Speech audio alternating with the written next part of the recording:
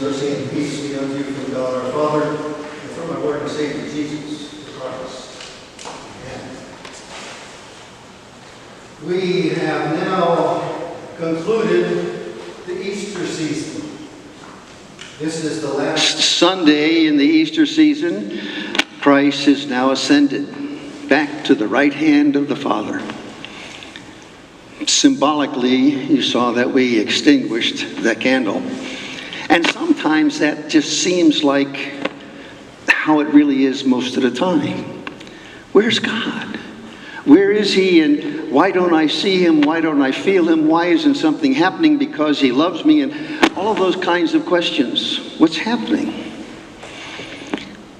Well, if we look at the readings for today, the day that we celebrate the Ascension, it actually happened on Thursday, the 21st, which is 40 days after the Ascension, or the resurrection, 40 days after the resurrection.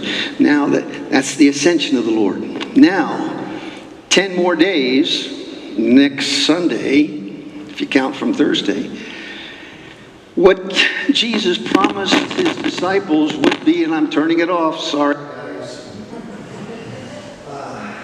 Trying to do it.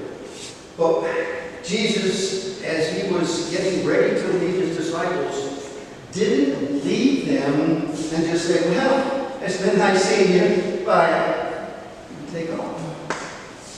Sometimes during these weeks and days, it's felt like, where is everybody? Where have they been?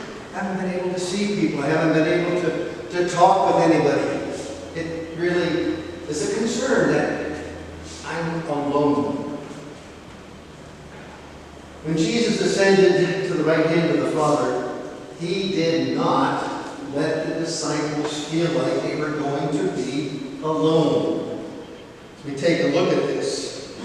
It said, "This is what I told you while I was still with you. Everything must be fulfilled that is written about me in the law of Moses, the prophets, and the Psalms." Jesus says, look, guys, think about what you've seen, think about what you've heard, think about what you know from the Scriptures. All right, this isn't just now. This all goes all the way back even to Moses. And going back to Moses, the promised Messiah who was to come, and there He is, talking to them right now at that time. Then He opened their minds so they could understand the Scriptures. That's the only way that we can understand what God says to us, is when He, through His Spirit, opens up our hearts and our minds to hear and read His Word. At the end of His discourse and encouragement to the disciples, He says, "You're witnesses of these things." In other words, you know what I'm talking about. You were there when I was crucified.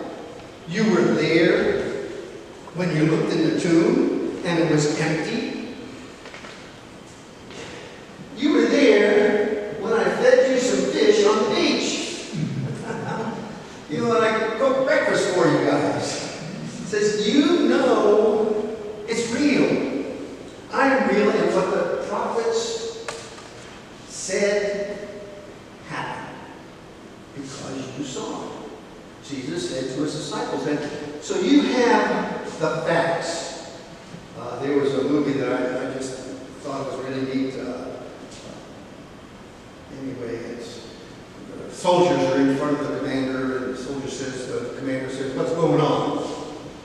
He says, "We're here because we want to serve." He says, "Really?" He says, "That's the facts, Jack." You ever heard that movie? All right, anyway, that's the facts, Jack. I mean, that's real. There's no question about that. And so He says, "I'm going to go and send you somebody. I'm not going to leave you alone." That's the difference between saying hi and bye. What's going to come after the bye? Well, Jesus says, "I'm going to send you what my Father's promised you." But He says, stay in the city. Right now, what we hear is stay at home, let things calm down, and then we can get out and be about things again. But do we have to wait?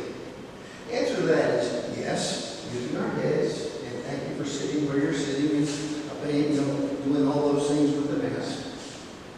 We have special equipment here to some Odorex hydroxyl machine to clean the air.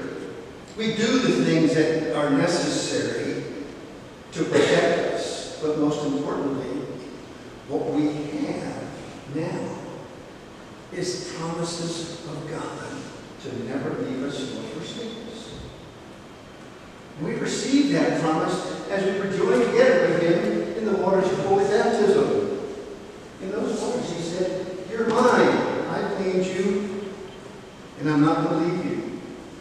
So as we take a look at the epistle lesson for today in Paul's letter to the Ephesians, something very interesting there. It says, "I've not stopped giving thanks for you, remembering you in my prayers. I keep asking that the God of our Lord Jesus Christ, the glorious Father, may give you the spirit of wisdom and revelation." Paul prays for them to receive that spirit. And it says, "That your eyes of your heart may be enlightened, in order that you may know the hope to which He's called you." That's what this is all about. Jesus the Christ overcame death, defeated the devil, rose victorious from the grave, and is now seated back at the right hand of His Father, who sent Him to begin with. Jesus' work is done. We're forgiven. We have been redeemed. We are His children. And now, what? I'm tempted to say, to be continued. And of course, you know what the to be continued is. Next Sunday, we celebrate the fulfillment of Jesus' promise. I'm going to go, but I'm going to give you what the Father promised, the Spirit. That makes a difference. Today, that's where our hope comes from. The faith that is given to us. The confidence and assurance that all is done, and now we can live in that and with that hope and promise in Jesus Christ, our Lord and our Savior and our Redeemer. To be continued.